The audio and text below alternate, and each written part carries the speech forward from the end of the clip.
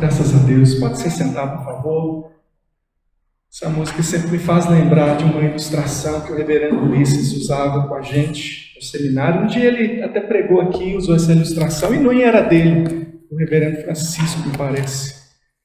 De que quando nós ouvimos o chamado de Deus, a gente ouve: vinde a mim, todos que estão cansados e sobrecarregados, e eu vos aliviarei. E parece, quando nós encontramos o Senhor Jesus, até parece que foi iniciativa nossa, mas ao entrar na presença do Senhor, lá é como se a ilustração ali na placa do lado de fora estava escrito: vinde a mim, todos que estáis cansados e sobrecarregados, e eu vos aliviarei. E alguns, vendo a placa, diz: isso é comigo que está falando, e entra. E quando entra, lá estava escrito: não fostes vós que escolhestes a mim, pelo contrário, eu vos escolhi. O Senhor, o amor do Senhor é indecifrável. Esse amor que nos conheceu antes da fundação do mundo. Esse amor que planejou a nossa vida, como ele diz lá em João capítulo 1, ele, se referindo a Jesus, ele veio para os que eram seus, mas os seus não o receberam. Mas a todos quantos o receberam, deu-lhes o poder de serem feitos filhos de Deus, a saber, os que creem no seu nome, os quais não nasceram da vontade do homem, nem da vontade da carne, mas de Deus. Irmãos, é por isso que nós louvamos, é por conhecer esse amor que nós louvamos a Deus. Graças a Deus pela sua bondade e misericórdia. As crianças podem ir agora. Quero convidar você a abrir a sua Bíblia em Neemias capítulo 9. Nós estamos aqui pregando então Neemias, e já estamos no capítulo 9, e nós vamos ler o capítulo todo. Gostaria que você, mesmo assentado, acompanhasse aí de forma reverente essa palavra, que é a palavra de Deus para mim, para você, que o Senhor Deus fale conosco. Está escrito assim: no dia 24 deste mês, se ajuntaram os filhos de Israel com jejum e pano de saco, e traziam terras sobre si. Os da linhagem de Israel se apartaram de todos os estranhos, puseram-se em pé e fizeram confissão dos seus pecados e das iniquidades de seus pais. Levantando-se no seu lugar, leram no livro da lei do Senhor, seu Deus, uma quarta parte do dia. Em outra quarta parte, eles fizeram confissão e adoraram o Senhor, seu Deus. Jesua, Bani, Cadmiel, Sebanias, Buni, Serebias, Bani, Kenani, se puseram em pé no estrado dos levitas e clamaram em alta voz ao Senhor, seu Deus. Os levitas, Jesua, Cadmiel, Bani, Hasabneias, Serebias, Odias, Sebanias e Petaías disseram: levantai-vos, bendizei ao Senhor, vosso Deus, de eternidade em eternidade. Então se disse: bendito seja o nome da tua glória, que ultrapassa todo bendizer e louvor. Só tu és Senhor. Tu fizeste o céu, os céus dos céus, e todo o seu exército, a terra e tudo quanto nela há, os mares e tudo quanto há neles, e tu os preservas a todos com vida, e o exército dos céus te adora. Tu és o Senhor, o Deus que elegeste Abrão e o tiraste de Ur dos caldeus e lhe puseste por nome Abraão. Achaste o seu coração fiel perante ti, e com ele fizeste aliança, para dares à sua descendência a terra dos cananeus, dos heteus, dos amorreus, dos ferezeus, dos jebuseus e dos girgazeus, e cumpriste as tuas promessas, porquanto és justo. Viste a aflição dos nossos pais no Egito, e lhes ouviste o clamor junto ao mar vermelho. Fizeste sinais e milagres contra Faraó e seus servos e contra todo o povo da sua terra, porque soubeste que os tratavam com soberba, e assim adquiriste renome, como hoje se vê. Dividiste o mar perante eles, de maneira que o atravessaram em seco. Lançaste os seus perseguidores nas profundezas, como uma pedra nas águas impetuosas. Guiaste-o de dia por uma coluna de nuvem e de noite por uma coluna de fogo, para lhes alumiar o caminho por onde haviam de ir. Desceste sobre o monte Sinai, do céu falaste com eles e lhes destes juízos retos, leis verdadeiras, estatutos e mandamentos bons. O teu santo sábado lhes fizeste conhecer, preceitos, estatutos e leis, por intermédio de Moisés, teu servo, lhes mandaste. Pão dos céus lhe deste na sua fome, e água da rocha lhes fizeste brotar na sua sede, e lhes disseste que entrassem para possuírem a terra, que com mão levantada lhes juraste dar. Porém eles, nossos pais, se houveram soberbamente e endureceram a cerviz e não deram ouvidos aos teus mandamentos. Recusaram-se ouvir-te, não se lembraram das tuas maravilhas que lhes fizeste, endureceram a sua cerviz e na sua rebelião levantaram um chefe com o propósito de voltarem para a sua servidão no Egito. Porém, tu, ó Deus perdoador, clemente e misericordioso, tardio em irar-se e grande em bondade, tu não os desamparaste, ainda mesmo quando fizeram para si um bezerro de fundição e disseram: este é o teu Deus que te tirou do Egito, e cometeram grandes blasfêmias. Todavia, tu, pela multidão das tuas misericórdias, não os deixaste no deserto. A coluna de nuvem nunca se apartou deles de dia para os guiar pelo caminho, nem a coluna de fogo de noite para lhes alumiar o caminho por onde haviam de ir. E lhes concedeste o teu bom espírito para os ensinar, não lhes negaste para a boca o teu maná, e água lhe deste na sua sede. Desse modo, os sustentaste 40 anos no deserto, e nada lhes faltou, as suas vestes não envelheceram, e os seus pés não incharam. Também lhes destes reinos e povos, que lhes repartissem porções. Assim, possuíram a terra de Seom, a saber, a terra do rei de Esbom, e a terra de Og, rei de Basã.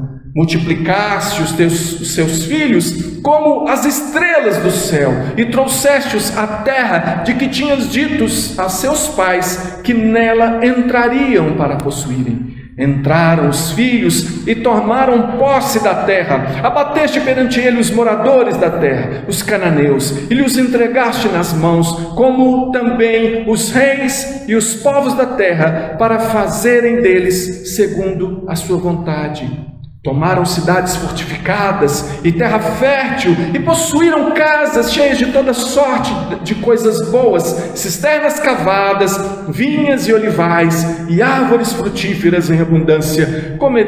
Comeram e se fartaram e engordaram, e viveram em delícias pela tua grande bondade.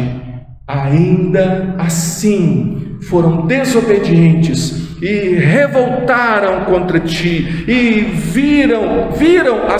viraram as costas à tua lei, e mataram os teus profetas que protestavam contra eles, para os fazerem voltar a ti, e cometeram grandes blasfêmias.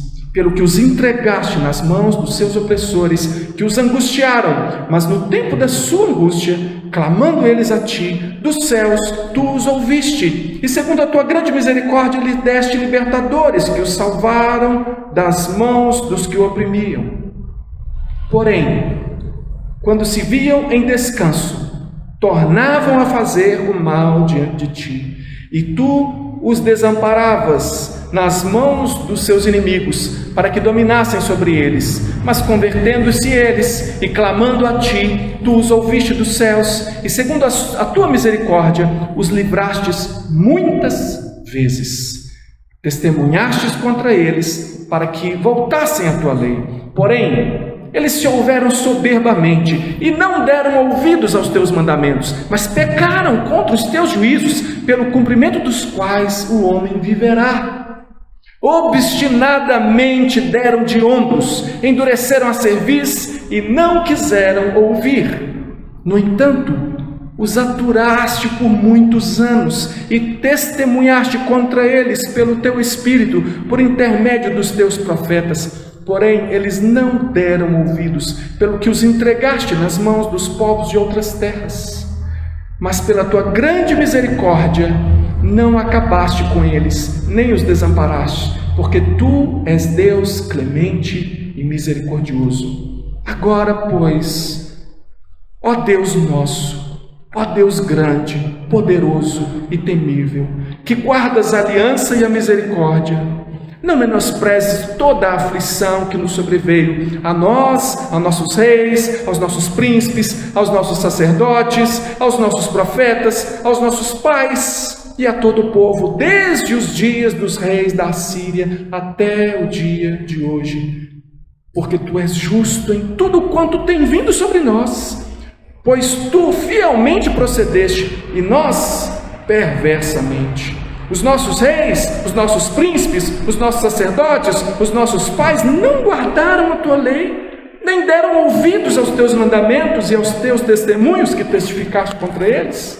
Pois eles, no seu reino, na muita abundância de bens que lhe deste, na terra espaçosa e fértil que puseste diante deles, não te serviram, nem se converteram de suas más obras. Eis que hoje somos servos, e até na terra que deste aos nossos pais, para comerem o seu fruto e o seu bem, eis que somos servos nela. Seus abundantes produtos são para os reis que puseste sobre nós, por causa dos nossos pecados, e segundo a sua vontade, dominam sobre o nosso corpo e sobre o nosso gado. Estamos em grande angústia. Vamos orar? Feche os seus olhos, pede ao Senhor para falar o seu coração. Ó Deus, nós, diante da Tua presença, estamos clamando, assim como esse povo clamou, por misericórdia e graça, por restauração e vida. Dependemos absolutamente do Senhor e hoje, Deus, diante da Tua palavra, nós queremos ser mudados, transformados. Queremos ser ensinados, ó Deus, no caminho do Senhor e queremos viver os Teus ensinos. Senhor, abençoa-nos, que o Espírito do Senhor nos conduza e nos faça compreender que essa não é uma palavra de séculos atrás para um povo que já nem mais está sobre essa terra, mas que é uma palavra viva para mim e para cada um daqueles que puderem ouvi-la, que seja, Senhor Deus, uma palavra viva para o nosso coração nessa noite, para a nossa vida, em nome de Jesus. Amém. O que é que você faz quando você reconhece a sua própria culpa? O que é que você faz? Em 1995, eu estava em uma sociedade com um amigo. Era um tempo de transformação na minha vida. Eu cheguei aqui na nona igreja em 1994. Daquele curto espaço de tempo, de 94 para 95, Deus tinha feito tantas coisas maravilhosas na minha vida. Eu estava assim, muito feliz na presença do Senhor. E estava nessa sociedade. Mas enquanto eu estava lá nessa sociedade, eu percebi com muita clareza que não era isso que Deus queria. Que Deus queria que eu saísse daquela sociedade. Era algo tão claro que eu cheguei a falar com o meu sócio assim: olha, eu sei que você não vai entender o que eu vou te dizer, mas Deus está falando comigo que é para eu sair daqui, que é para eu servir ao Senhor. E ele falou: ah, não entendo. Eu fiquei até assim, será que entendo mesmo? Mas eu saí.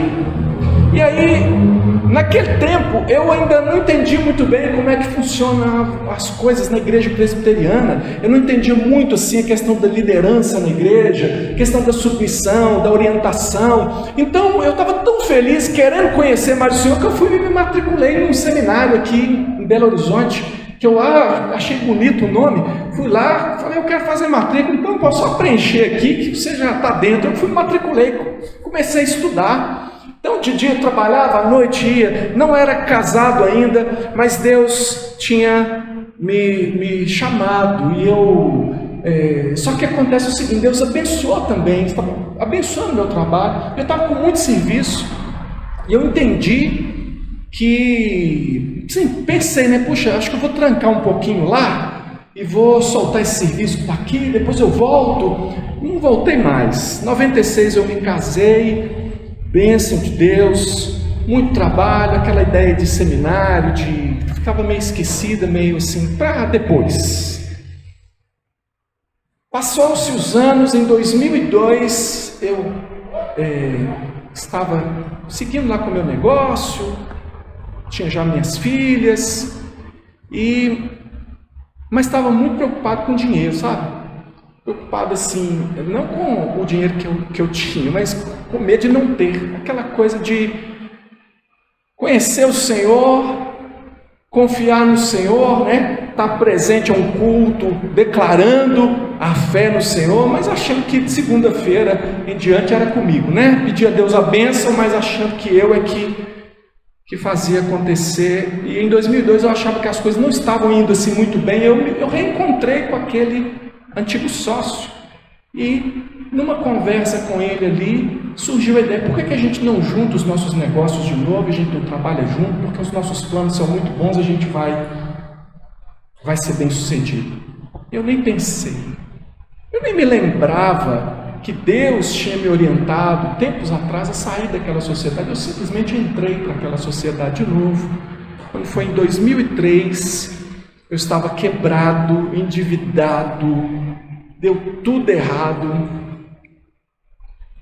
E o pior de tudo não foi estar quebrado, o pior de tudo foi saber que a culpa era minha, totalmente minha. Eu não tinha desculpa. Eu não vou ficar aqui dando detalhes, mas eu tinha essa consciência. Eu olhava para minhas filhas pequenininhas, olhava para minha esposa, e um peso muito grande, porque eu sabia que a culpa era minha. Eu pergunto para você, eu perguntei, torno a perguntar: o que você faz quando você reconhece a sua própria culpa? Aqui, esse capítulo 9 marca um dia de jejum, um dia de pano de saco, um dia de terra sobre a cabeça. Tudo isso indicava um luto, uma consciência pesada, uma consciência de que eles precisavam se prostrar diante do Senhor e confessar a sua miséria, pedir socorro a Deus. Esse é um dia que nós vemos aqui no capítulo 9, um dia de luto.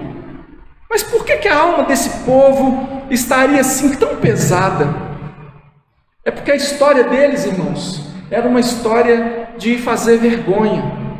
Os erros que eles cometeram foram muito grandes. E eles erraram,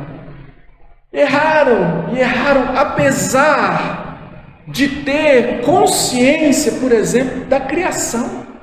Consciência de que Deus é o Criador. É o que você vê aí, eles declarando no verso 6, que Deus é o Criador. Eles sempre souberam. Se tem um povo que sabia quem é o Criador, era o povo de Deus, o povo de Israel.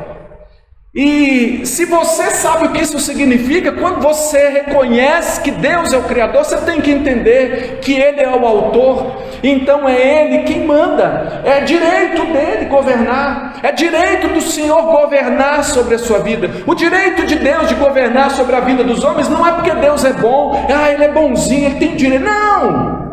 Ainda que Deus não fosse bom, Ele é o Criador, é direito do Senhor, de criação, governar sobre todas as coisas, e eles sabiam disso.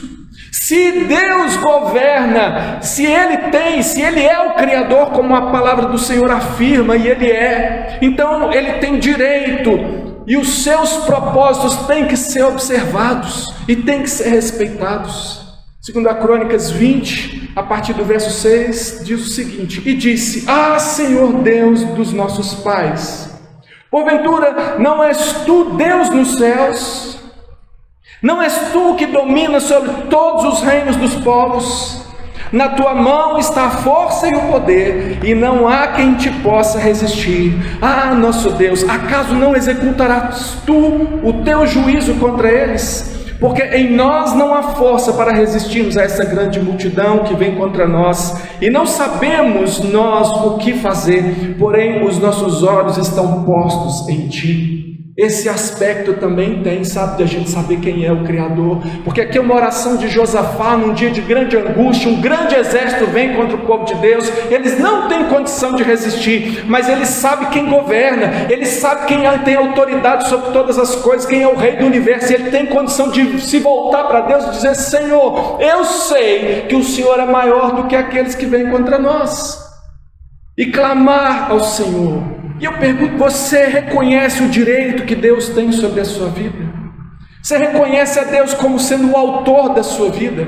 Porque tem uns para-choques de caminhão aí, que fica aí escrito assim: Deus deu a vida para cada um cuidar da sua. Onde é que você já leu isso na Bíblia? Só um para-choque de um ímpio poderia estar escrito assim, porque Deus não deu a vida como para que ele não a possuísse. Ele continua sendo o dono da vida, ele continua sendo o dono da sua vida, ele é o dono de todas as coisas, ele é o Criador. Você reconhece ele como autor da sua vida? Você reconhece que ele tem o direito de traçar o rumo da sua vida, de dizer como é que você deve viver? Aquele povo sabia, mas eles não reconheceram a Deus assim, eles foram rebeldes.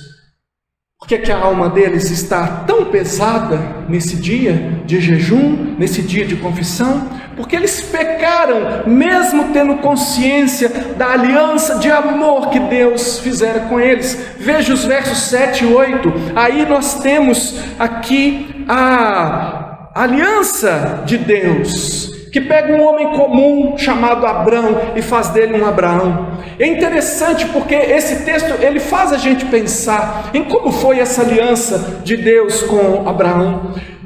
No capítulo 12 de Gênesis nós vemos Deus fazendo aliança com Abraão, mas no capítulo 15 nós vemos Abraão voltando de uma guerra, voltando de uma luta tremenda, e ele está desanimado, e ele entra para dentro da sua tenda, e Deus chega para ele e diz: Abraão, as minhas promessas para com você são firmes.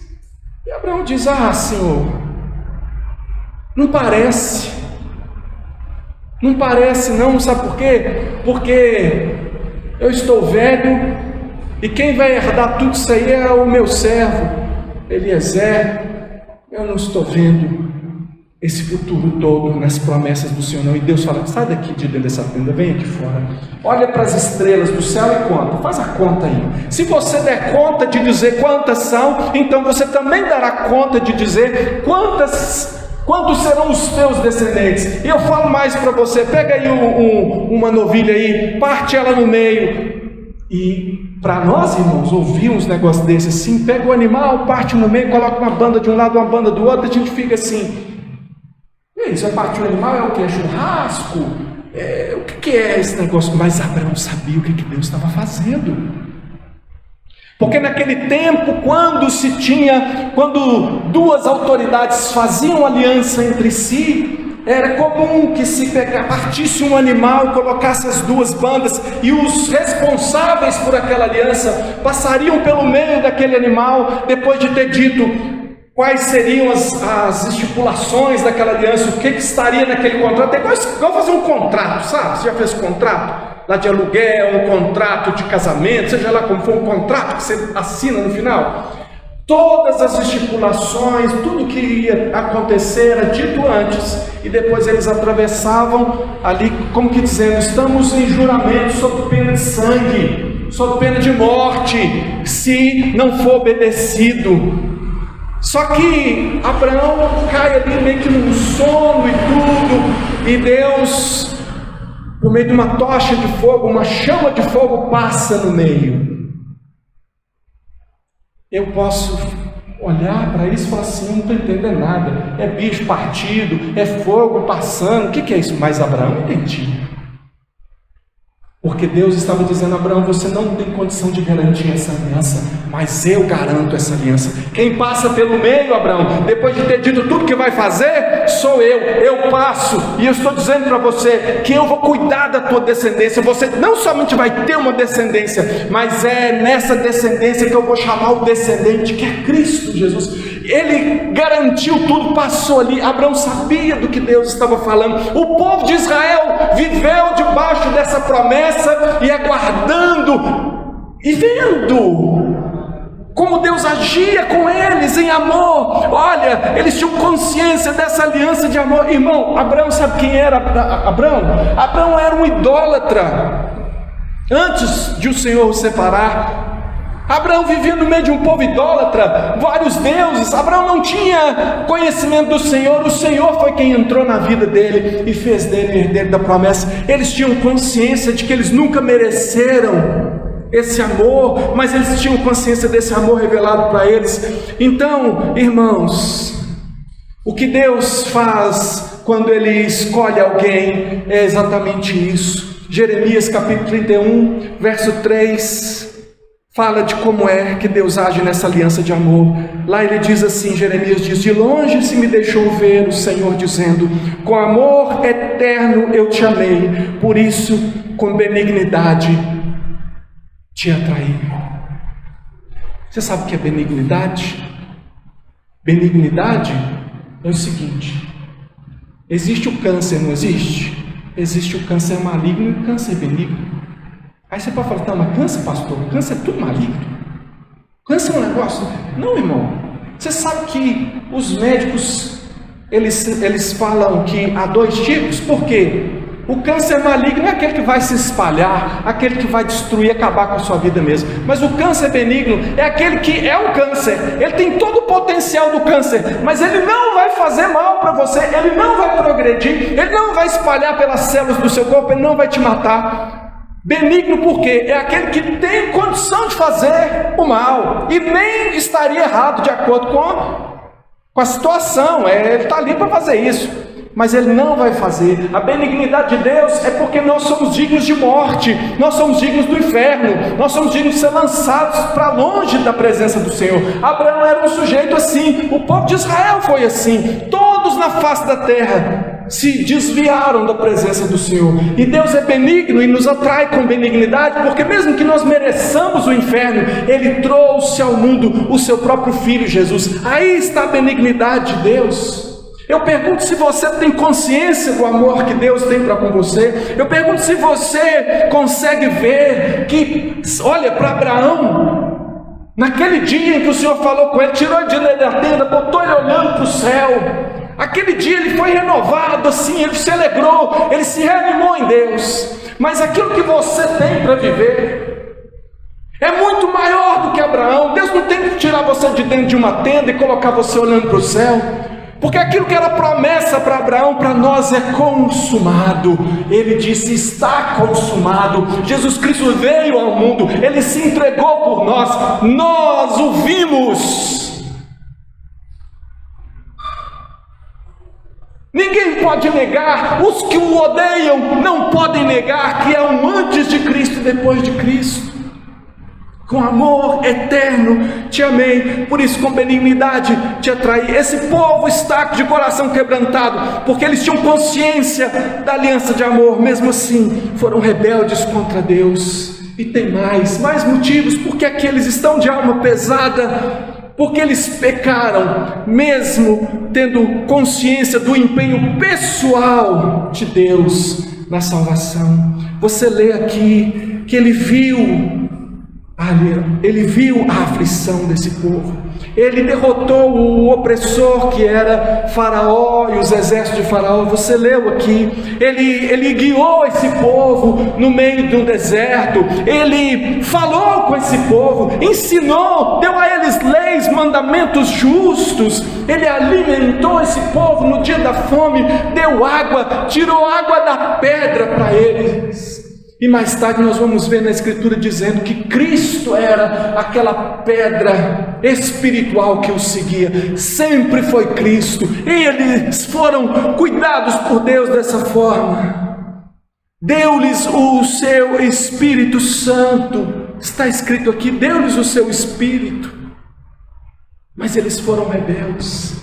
João capítulo 14, 16 e 17 diz o seguinte: e eu rogarei ao Pai, e Ele vos dará outro Consolador, a fim de que esteja para sempre convosco, o Espírito da verdade, que o mundo não pode receber, porque não o vê, nem o conhece. Vós o conheceis, porque Ele habita convosco, e estará em vós. Eu queria que você conseguisse olhar para Jesus Cristo na sua vida hoje, e que você também pudesse responder: quando foi que naquela luta e escravidão de onde o Senhor te tirou, quando foi que Ele viu você? Quando foi que Ele derrotou o opressor por você, para libertar você, e Ele passou a guiar você? Irmãos, é um empenho pessoal. Se nós vemos lá em Moisés, quando Deus fala com Moisés, no capítulo 3 de Êxodo, quando Ele diz: eu vi a aflição do meu povo, eu ouvi o seu clamor, por isso eu desci a fim de livrá-lo. E está lá Deus no monte dizendo: não chega muito perto não, Moisés, porque aqui é terra santa, tira as sandálias dos pés, eu vim pessoalmente libertar o meu povo. Meus irmãos, aquilo ainda era sombra do dia em que o Senhor Jesus Cristo viria e encarnaria e pisaria essa terra, e Ele foi humilhado por nós, Ele foi mutilado por nós, Ele foi torturado e crucificado e sangrou por nós. Ali estava a nossa salvação. Quando foi que na sua vida, onde é que você estava quando você percebeu essa graça de Deus na sua vida? Irmãos, eles sabiam muito bem que Deus sempre se empenhou pessoalmente na salvação deles, mas eles foram rebeldes. Por isso, um dia de jejum, um dia de confissão, um dia de pano de saco e de luto. Sabe, irmãos, enquanto Deus tratou com esse povo com amor consumado tão claramente, eles, verso 16 diz, eles foram um povo de dura cerviz. Sabe o que é dura cerviz? Pescoço duro, não se deixa guiar. Sabe o cavalo? Se você montar no cavalo, você vai guiá-lo com a rédea, uma puxadinha para cá, uma puxadinha para lá, e o cavalo muda a direção. Mas às vezes o burro às vezes empaca. O burro é mais fácil de empacar, e aí você puxa e tal, empurra, e ele não vai, ele endurece. E Deus está dizendo: vocês têm sido um povo de dura cerviz. Eles estão reconhecendo aqui: nós fomos de dura cerviz, nós não nos deixamos guiar quando o Senhor queria nos guiar. E eu pergunto: você é alguém que se deixa guiar pelo Senhor? Será mesmo? Ou você que toma as decisões e resolve a sua vida e faz do seu jeito? Você gosta de Deus do seu jeito, o que você gosta de Deus você põe na sua vida e fala: eu sou de Deus. Mas o que fere o seu modo de pensar, você diz assim: eu não penso bem assim. Ah, é? Você então vira para o Criador e fala assim: ô Criador, você não está sabendo de nada, tenta fazer o que Jó tentou fazer, e no final das contas você vai cair prostrado e dizer: eu falei de coisas que eu não entendia, coisas maravilhosas demais para mim. Por que eu abri a minha boca para ser contra ou para desafiar a Deus, ainda que num dia de tribulação? Um povo que, enquanto foi tratado com amor, se voltou contra Deus em rebelião. Verso 17 trata disso. Diz que eles levantaram um capitão lá, um líder. Não estão gostando muito desse negócio esse negócio de andar aqui não está muito sério, não. Melhor se a gente voltasse era para o mundo, né? Porque o Egito é uma figura do mundo, irmão. Faraó é uma figura de Satanás, o Egito é uma figura do mundo, e há crentes que continuam fazendo isso, levantando para si um capitão, escolhendo uma outra pessoa para liderar a sua vida. Eu conheço pessoas assim, pessoas que procuraram aconselhamento bíblico, mas não ouviram o que queriam ouvir, e aí procuraram terapias e coisas aí fora, e hoje estão aí no mundo até ensinando como é que você se desvia de Deus. Gente aqui, teve aqui, crente aqui nessa igreja. Irmão, rebelião é como pecado de feitiçaria. Você será, irmão, no coração, diz a palavra, porque eles não voltaram para o Egito mesmo, não voltaram, pegaram o caminho e voltaram, mas diz a palavra do Senhor que eles no coração voltaram para o Egito. Talvez, irmão, pode ser essa a sua tentação, de voltar para o Egito, falar, lá no Egito tinha aquelas carnes, lá no Egito tinha aquelas cebolas, que foi a reclamação deles. Olá, quando eu era do mundo, né? Tem gente que conta testemunho e parece um triste testemunho, porque conta, parece que até saliva quando fala dos pecados do passado. Foram rebeldes. Idolatria, o verso 18 diz que eles fizeram lá um bezerro. Fizeram um bezerro, falaram assim: eis aqui o teu Deus que tirou. Blasfemaram contra Deus. Idolatria, substituição de Deus por algo, por alguém. E aí você fala, mas esse pecado eu nunca cometi, pastor, nunca fui idólatra, sou crente desde criancinha. É mesmo? Nunca carreguei um santinho, nunca fiz uma oração para um santo, nem nada. É mesmo? Mas talvez você possa ser mais idólatra do que alguém que está com um santinho aí no bolso ou pendurado no pescoço. Sabe por quê? Porque tudo aquilo que é a última palavra na sua vida, se não for Deus, é um ídolo. Quem é que dá a última palavra na sua vida? O que é que você está disposto a fazer, a pecar para obter? Se necessário for, não, eu vou aqui seguindo com Deus até aqui, mas daqui para lá, para eu alcançar o que eu quero, se for preciso pecar, o Senhor vai entender, né? O Senhor entende muito bem mesmo, o Senhor Deus, não falta compreensão, entendimento do Senhor não, e Ele dá até um nome para isso, chama idolatria. Se tem alguém na sua vida que é maior do que Deus, se tem alguma coisa na sua vida que você larga Deus por causa dessa coisa, isso é um ídolo. Eles levantaram um ídolo, disseram, esse aqui é que nos tirou do Egito, esse aqui que é bom, esse aqui que resolve minha vida é esse aqui. Foram desobedientes e maus. Verso 26 fala disso. Verso 26 diz assim: ainda assim foram desobedientes e se revoltaram contra ti, viraram as costas à tua lei e mataram os teus profetas que profetizavam contra eles, para os fazerem voltar a ti, e cometeram grandes blasfêmias. Desobedientes e maus, revoltados contra a lei de Deus. Não é assim, não é bem assim, não. Está escrito. Mas não é bem assim, não. E cala a boca, profeta, porque eu não estou gostando da sua pregação. E se você continuar assim, nós vamos tirar você do nosso meio. E fizeram. Assassinos de profetas. Será você que resiste à palavra de Deus na boca dos profetas de Deus, que falam a palavra de Deus com você fica com raiva? Se apontar um pecado na sua vida, você fica com raiva, você devia agradecer. Eu sou grato pelas pessoas que me repreendem com a palavra de Deus. Poucos dias um irmão chegou para mim e falou, pastor, aquela situação, eu falei, aquilo lá eu vou largar para lá, não vou mais lá não. Aí o irmão falou assim, mas o senhor sabe que está errado, né, pastor? Eu sei, irmão, que eu estou errado, eu estou com raiva, mas a verdade é que eu vou pedir perdão, eu vou resolver esse negócio, eu vou mudar. Graças a Deus por gente que não tem medo de conversar com o pastor, porque um pastor também é gente, pode ser um pecador, e é um pecador como você, e precisa da palavra de Deus repreendendo. Agora você não gosta, irmão. Quem não ouve a repreensão fica no erro.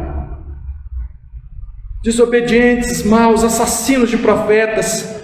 Verso 28 diz que foram ingratos e inconstantes. Sabe como é que é? Quando se desviavam, quando se viam em descanso, tornavam a fazer o que era mal diante de ti, e tu os desamparava nas mãos dos inimigos, para que dominasse sobre eles. Sabe o que o Israel fazia? Isso aqui está muito dentro de Juízes, a ideia de Juízes, né? No livro de Juízes, você vai ver esse versículo aqui. É que eles assim, estão lá, né? Somos o povo de Deus, mas vamos fazer o que a gente quer. Aí enfiavam no pecado. Aí depois vem Deus, entrega nas mãos do inimigo, falando: eu vou deixar vocês comer um pouco do que vocês estão plantando, para vocês verem se vocês gostam. E os inimigos dominavam sobre ele, aclamavam ao Senhor, o Senhor misericordioso, né? Diz aqui: mas convertendo-se eles e clamando a ti, tu os ouviste dos céus, e segundo a tua misericórdia os livraste muitas vezes. E Deus foi misericordioso, mas eram pessoas ingratas e inconstantes. Irmãos, sabe quando você chega à consciência de que está sendo ingrato com Deus, que você procura Deus pelas suas necessidades, não procura Deus por quem Ele é, e quando as coisas ficam difíceis, você busca o Senhor, mas o dia que a coisa melhora, aí se afasta de Deus. Não, a gente encontra com um sujeito desviado, ele mesmo não acha que ele é desviado, não. E aí, irmão, o que está acontecendo? Não, está tudo bem. Está tudo bem mesmo? Está tudo bem. Como é que está lá na sua casa? Está bem, pastor, está bem. Você sumiu dele. Não! Que dia que mesmo que tem culto? Quinta, né? Quinta eu estou lá. É igual agosto, né?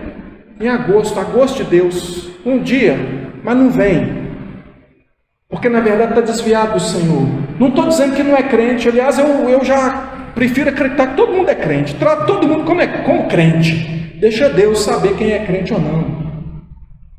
Mas então é um crente desviado. Desviado de quê? Não estou desviado de Deus, não. Está desviado sim, ué. Não faz a vontade de Deus, está desviado de Deus. Como assim que você não está desviado de Deus e você faz o que você quer e não faz o que Deus manda? É lógico que você está desviado.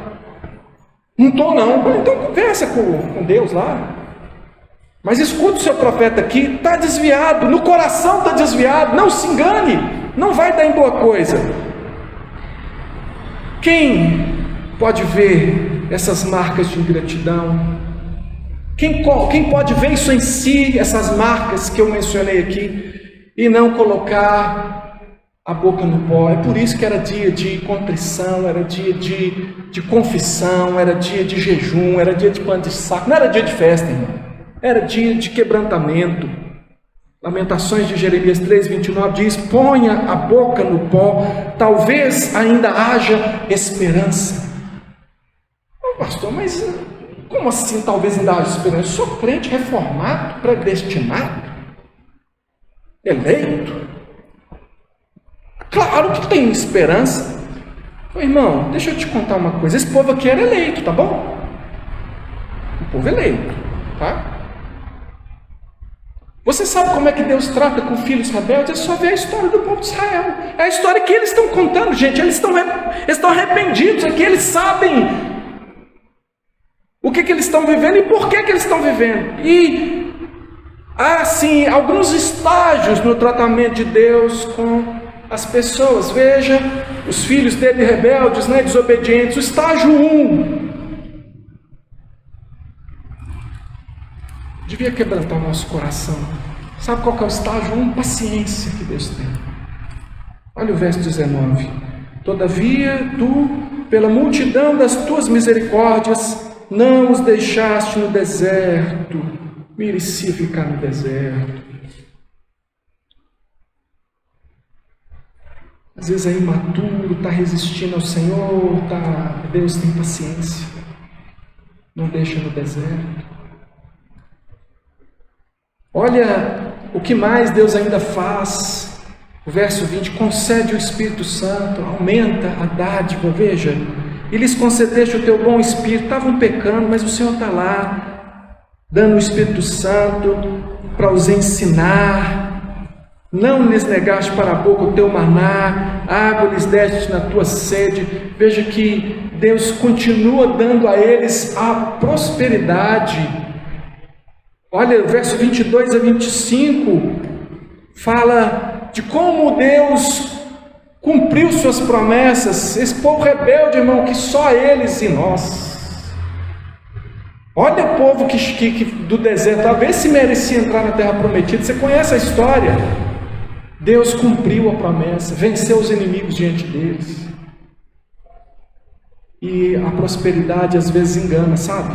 Às vezes quando a pessoa está em prosperidade, diz assim Provérbios 1:32, os nécios, tá bom, entendedor? É os burrinhos, os Os idiotas, porque irmão, o orgulhoso é em si um idiota, porque ele acha que ele sabe, ele não escuta.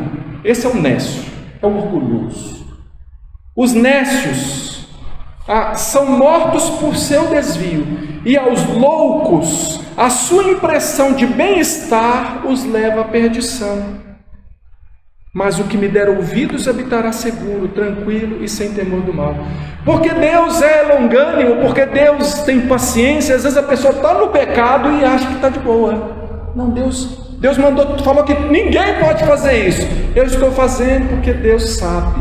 Então Deus vai... Você vê que Deus está até abençoando, né?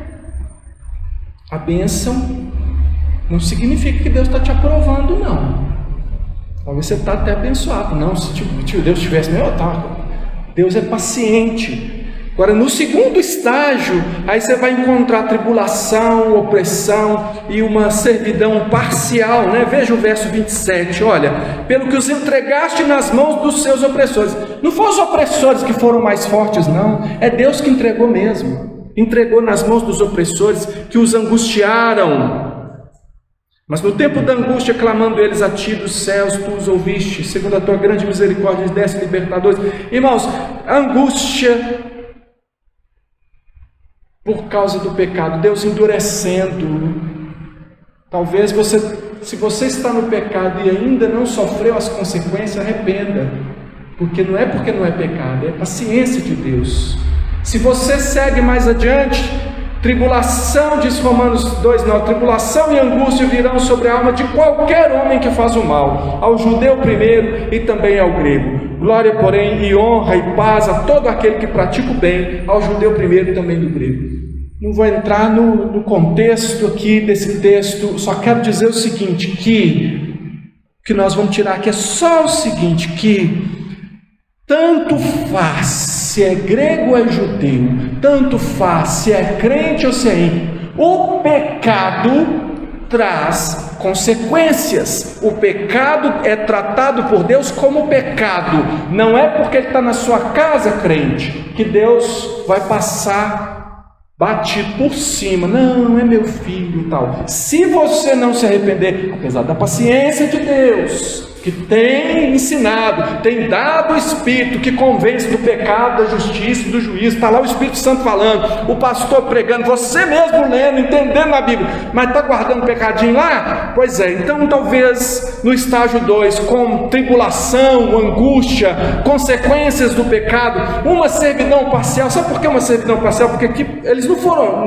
o que aconteceu com eles não é que eles foram deportados para a Babilônia. Você sabe que o negócio piora, né? Aqui era o seguinte, os vizinhos, né, atormentando, vinham, roubavam as colheitas deles, era o que acontecia lá no tempo dos juízes. Aí Deus levantava, eles clamavam ao Senhor, Deus levantava um juiz, levantava lá um Sansão, um Jefté, um Baraque, levantava lá um juiz e libertava eles. Aí depois o trem melhorava. Terceiro estágio, profetas com palavras duras, perdas das bênçãos, escravidão e vergonha. Versos 29 a 30. Testemunhaste contra eles para que voltassem à tua lei. Porém eles se houveram soberbamente, não deram ouvido aos teus mandamentos, mas pecaram contra os teus juízos. Que são para quê, irmão? Para que são os juízos de Deus? Os mandamentos de Deus? Os teus juízos, pelo cumprimento dos quais o homem viverá. É bom para nós. Obstinadamente deram de ombros, endureceram a serviço, não quiseram ouvir. No entanto, os aturaste por muitos anos e testemunhaste contra eles pelo teu Espírito, por intermédio dos teus profetas, porém não deram ouvidos, pelo que os entregaste nas mãos dos povos de outras terras. Aí é o exílio de Babilônia. Deus, começando de manhã, lembra lá da palavra lá de 2 Crônicas? Enviou os profetas e tal, e insistiu com eles, converte, muda de vida, para com os pecados, conserta a vida, mas não, até que não houve remédio algum. Qual foi o último remédio dele? Vocês são idólatras, vocês não gostam da minha lei, eu vou colocar vocês lá onde está o trono de Satanás, lá na Babilônia. Babilônia até hoje é figura do império das trevas, do império de Satanás. Vou colocar vocês lá em Babilônia. Lá vocês vão desejar o meu templo, lá vocês vão desejar a minha lei, lá vocês vão ter saudades dos cânticos de Sião, lá vocês vão, porque vocês não querem, vão para lá, porque ninguém foge da disciplina de Deus, não. Aí você fala, mas e nós? Nós não vamos para a Babilônia, né? Nós não vamos ser escravos de ninguém. 1 Coríntios 5, a partir do verso 3 diz assim: eu, na verdade, ainda que ausente em pessoa, mas presente em espírito, isso é o apóstolo Paulo falando, já sentenciei como se estivesse presente, que o autor de tal infâmia seja, em nome do Senhor Jesus, reunidos vós e o meu espírito, com o poder de Jesus, nosso Senhor, entregue a Satanás, para a destruição da carne, a fim de que o espírito seja salvo no dia do Senhor. Em misericórdia, o apóstolo Paulo entregando alguém para Satanás. Não, o apóstolo Paulo não. O apóstolo Paulo com a igreja e no poder, no nome do Senhor Jesus. Isso aqui se chama disciplina. O caso lá era um caso de disciplina. O caso lá é que o sujeito estava em pecado lá, um pecado escandaloso lá, e tinha até gente que apoiava dentro da igreja, não conseguiam nem lidar com o caso de disciplina lá. O sujeito, o irmãozinho, está lá no meio da igreja, e o apóstolo repreende. Vocês não, até hoje vocês não se entristeceram, não repreenderam ele aí, não? Pois eu já sentencio que ele seja. E aquilo ali, irmão, o que é ficar entregue a Satanás? Irmão, o objetivo da disciplina é o bem do faltoso, é a restauração. Quando a igreja disciplina alguém, quando a gente chega ao ponto, irmão, de ter que disciplinar uma pessoa, o objetivo, irmão, é restaurar, não é destruir. Mas às vezes, porque às vezes só uma demonstração resolve. Às vezes, olha, você está sendo disciplinado agora, sabia? Eu também. A palavra do Senhor é disciplina. Quando você ouve a palavra e diz, eu vou emendar minha vida, eu vou consertar. Às vezes o pecado ninguém nem sabe, só você sabe. E você fala, a partir de agora, não vou pecar mais contra o Senhor nisso, vou buscar santificação e tal. Você está sendo disciplinado. Mas às vezes isso não resolve. Às vezes a gente tem que ir no particular. E isso qualquer pessoa da igreja, usando o que o Senhor Jesus ensinou, pode fazer. Se o teu irmão pecar contra ti, vai até ele. Você vai lá e repreende, irmão. É isso assim mesmo que você está fazendo? Pois a Bíblia diz que não é. Ah, vai cuidar da sua vida. Tá bom, então chama um outro irmão. Fala, irmão, conversei aqui com o Juquinha aqui, o Juquinha está nesse caminho aqui, ó, e eu sei que ele respeita você, né, não está respeitando muito a mim, não, mas ele, fala com ele aqui, ó, esses dois aí não se metem na minha vida, irmão. Aí diz a igreja, aí é hora de chegar no pastor, é hora de chegar no presbítero, é hora da gente tratar. Às vezes a gente vai chamar o irmão para ter uma conversa formal com ele no conselho da igreja e falar, irmão, é assim mesmo, como é que é? Vamos mudar esse negócio aí ou não? E às vezes ele fala, é ou não? O que vocês estão me chamando aqui para falar da minha vida? Não! Olha que tristeza, irmão, quando alguém não se arrepende, nem com a palavra de Deus aberta, nem por um irmão, nem por dois, nem pelas autoridades da igreja, não se arrepende. Aí o que tem que fazer? No caso do rebelde que não se arrepende, não é disciplina, é exclusão. Aí é excluído da igreja. Agora, nós temos como riscar o nome de alguém do livro da vida? Não está dizendo que nós estamos riscando. Eu até desejo, eu falo que eu trato todo mundo como crente. Eu trato o excluído como crente, um crente que está desviado da palavra, mas é um crente. E às vezes ele chega a esse ponto de ser colocado à disposição de Satanás. Então foi o seguinte, olha, a partir de hoje você está fora da igreja, está fora do corpo aqui, da cobertura, fora da comunhão da igreja.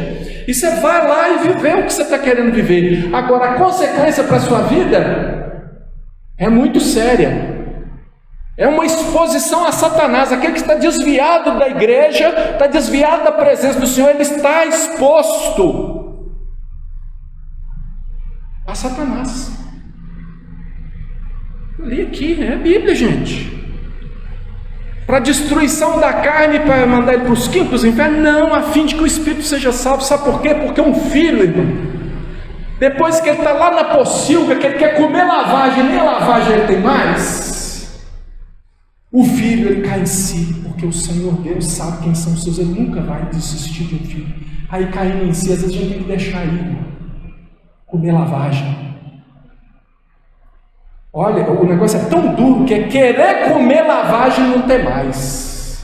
É quando a droga não satisfaz mais, é quando o sexo ilícito já não satisfaz mais, a bebida não satisfaz, as amizades, gandaios, as night, as baladas, nada satisfaz. O sujeito está lá prostrado, ele sabe que aquilo não resolve a vida dele, e ele tem que se arrastar, todo estrupiado, perdeu família, perdeu amigo, perdeu o respeito, até o respeito por si mesmo, e ele chega e diz: eu não sou digno de ser chamado filho.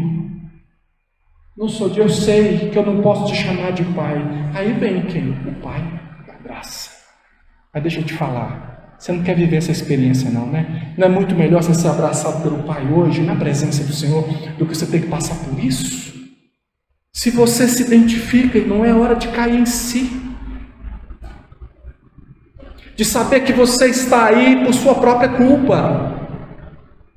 E foi isso que eles fizeram aqui nos versos 32 a 37, é reconhecimento e confissão. Eles, depois de relatar todas as culpas, desde os antepassados deles, eles dizem: agora pois, ó Deus nosso, ó Deus grande, poderoso, temível, que guardas a aliança e a misericórdia, não menospreze toda a aflição que nos sobreveio. E aí vai, como é que você chega diante de Deus para uma reconciliação? Como é que você chega diante de Deus para uma restauração?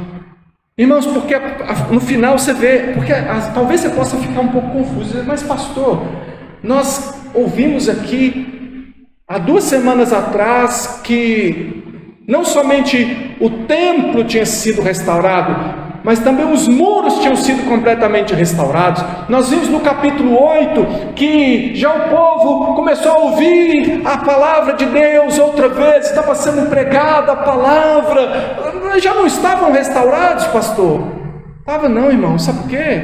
Porque essa restauração aqui era desse tamaninho, em vista daquilo que tinha sido. Irmãos, você lembra o que era Israel? Que depois virou Judá, que depois foi para o cativeiro? Agora eles tinham de volta Jerusalém. Não vamos desprezar que aquilo foi maravilhoso, poderoso, grandioso da parte do Senhor, mas eles estavam dizendo: mas ainda hoje que nós estamos aqui na terra que o Senhor deu aos nossos pais, nós pagamos imposto para a Babilônia. Nós estamos aqui, mas os nossos recursos ainda são levados para aqueles que não são filhos, e nós sabemos que essa miséria é por culpa nossa, dos nossos pais, dos nossos governantes, dos nossos antepassados. Mesmo que nós tenhamos sido restaurados e não estamos mais debaixo da algema lá na Babilônia, mas ainda hoje sofremos consequências. Irmão, pecado tem consequência. Deus só tira se Ele quiser, tá bom? Você pode ter certeza que um pecado confessado diante de Deus é um pecado perdoado, mas que a consequência é tirada, isso aí na Bíblia não garante, não. Isso é na misericórdia do Senhor que você é livre da. É por isso que eles estão em jejum, é por isso que nós temos que clamar, irmão. É por isso que nós temos que pedir: Senhor, tem misericórdia da minha vida. Não é falar assim: sou um eleito, sou crente, praga nenhuma chegará à minha tenda, e coisa dessas frases positivas aí. Isso aí não vai te ajudar em nada, não. Te ajuda a dizer: Senhor, tem misericórdia de mim, pecador. Porque aquele que estava lá batendo no peito, lá no fundinho lá da igreja, e batia no peito e dizia: tem misericórdia de mim, pecador, foi ele que foi justificado. Lembra que Jesus falou? Não foi aquele que sentava lá no primeiro lugar e falava: Deus, obrigado. Ele orava de si para si, porque eu, Senhor, sou nota 10, crente desde criancinha. Quebrantados. Verso 1 mostra como é que eles estão quebrantados. Eles estão fazendo o que Isaías fez quando viu a glória do Senhor. Porque antes, até o capítulo 6 de Isaías, ele está: ai daqueles, ai daqueles, ai daqueles. Quando chega lá no capítulo 6 que ele vê o Senhor, fala: ai de mim. Eles estão com pano de saco, eles estão em luto. O verso 2 diz que eles tinham se apartado dos estrangeiros. Isso aqui é significativo, porque no capítulo 9 de Esdras, eles estavam tendo um problema, porque casamentos mistos, lá eles estavam resolvendo, aqui eles perseveraram, e eles estão separados dos outros povos, e eles estão mantendo na presença do Senhor uma atitude que demonstra que não é confissão vazia. Não adianta você ficar confessando pecado que você não quer abandonar. Você precisa entender que o pecado é destruidor, que você precisa abandonar. Se pecado fosse ruim, não fosse gostoso, você não tinha vontade de fazer. mas não quer dizer que porque é gostoso que vai fazer bem para a sua vida, não. Você sabe a miséria que vem depois, então é preciso santificar a vida, e eles estão aqui separando a vida, diante da palavra. Olha o verso 3 aí, levantando o seu lugar, leram o livro da lei. Todo o capítulo 8 foi uma leitura do livro da lei. Eles estão agora começando a ser impregnados pela palavra, a palavra de Deus está mexendo com eles sabem o que tem que mudar. Você sabe pela palavra de Deus o que você tem que mudar, não é aquilo que você acha que tem que mudar, é o que Deus diz que você tem que mudar, e Deus fala aqui, na palavra. Aqui no verso 3 ainda, a adoração. Eles adoram o Senhor, em submissão, irmão. Louvar é uma coisa, adorar é outra. As duas são maravilhosas, mas você pode louvar e não adorar, porque a adoração ela só acontece quando há submissão, desejo de se submeter a Deus. É quando você adora, quando você reconhece quem é Deus, aí você adora. Porque senão você pode louvar só porque a música é bonitinha, aí você gostou do ritmo, dá até para mandar uma mexidinha, aí você louva, né?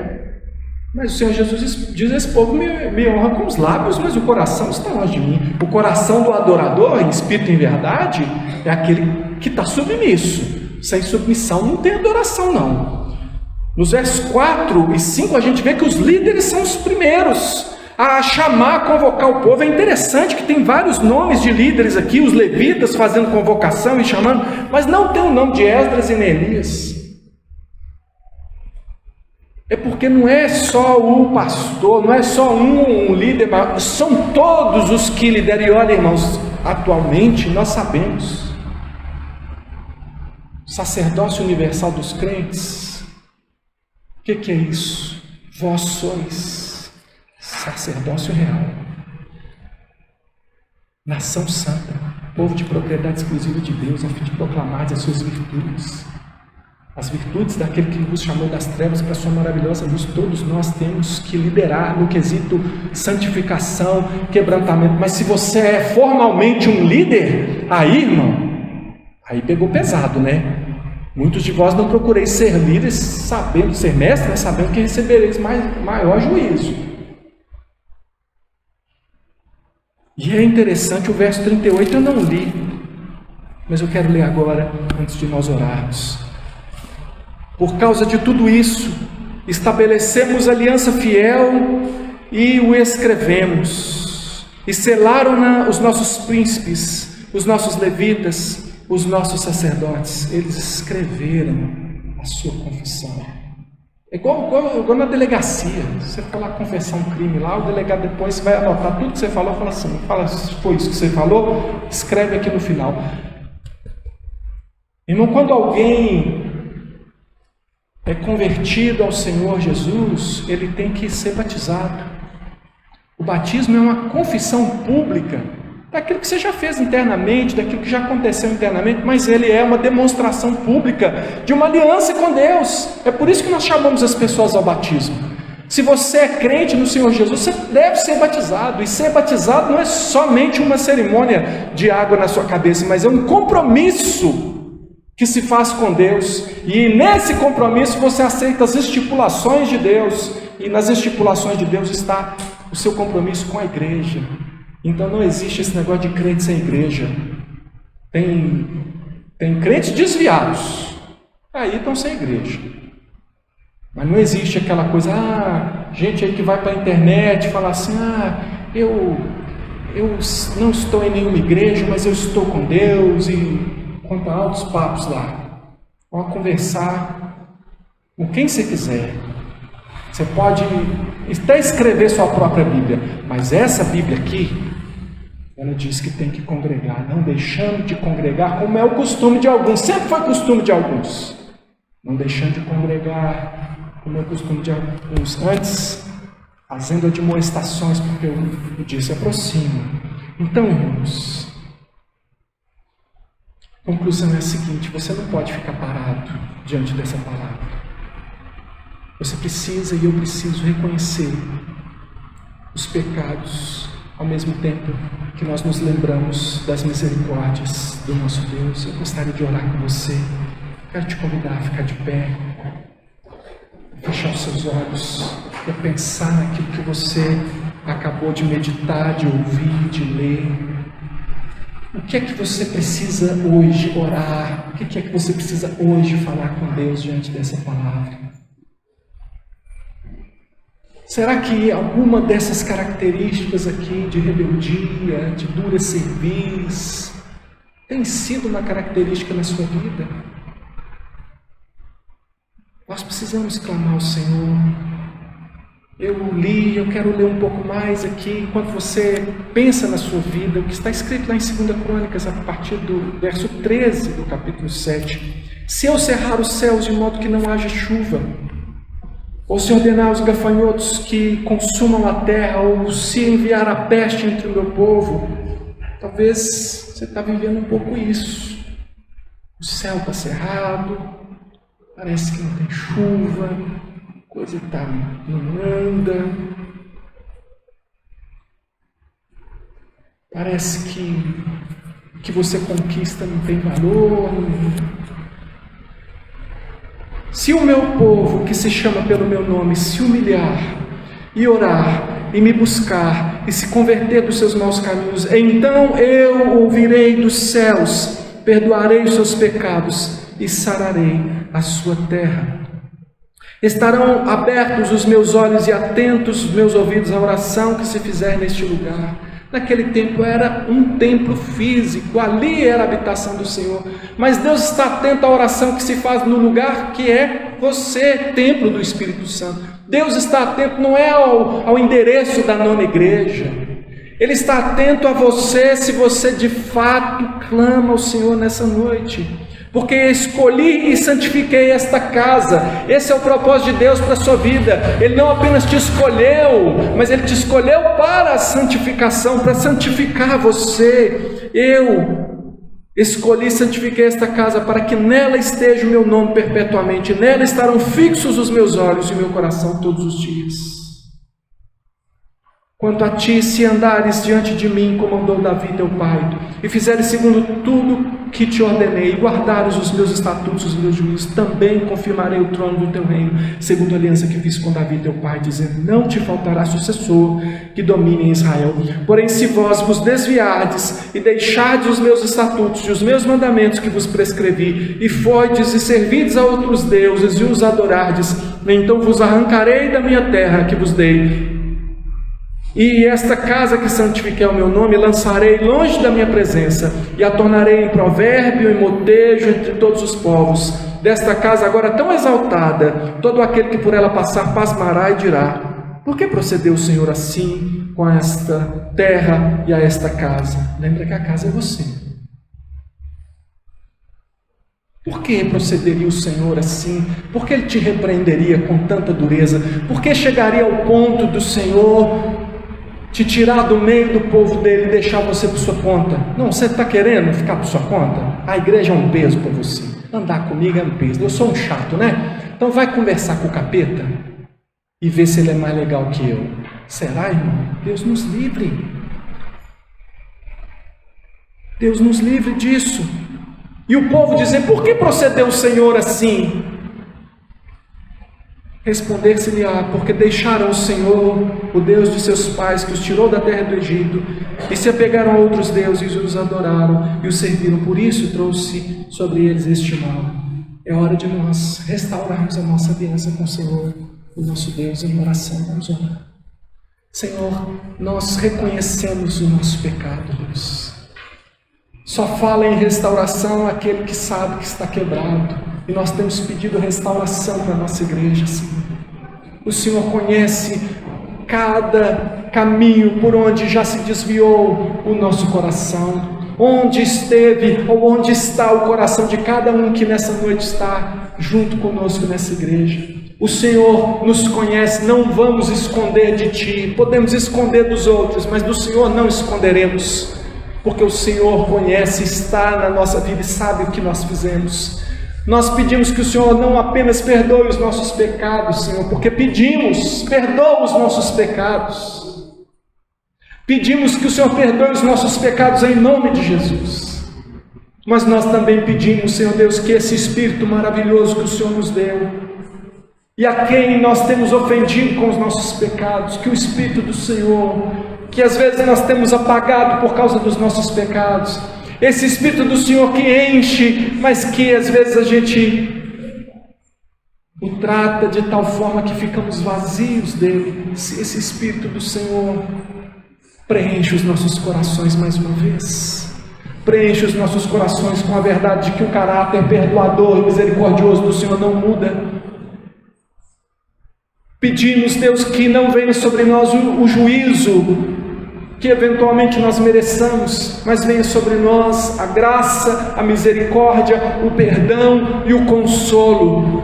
Que venha sobre nós, ó Deus, a restauração, que o Senhor, Deus, não permita que ninguém aqui permaneça com a cerviz dura, antes que nós sejamos maleáveis, ó Deus, nós sejamos conduzidos pelo Espírito do Senhor. Quebranta o nosso coração, Senhor, porque eu sei que é o Espírito do Senhor quem faz isso. Efetua em nós o querer e o realizar.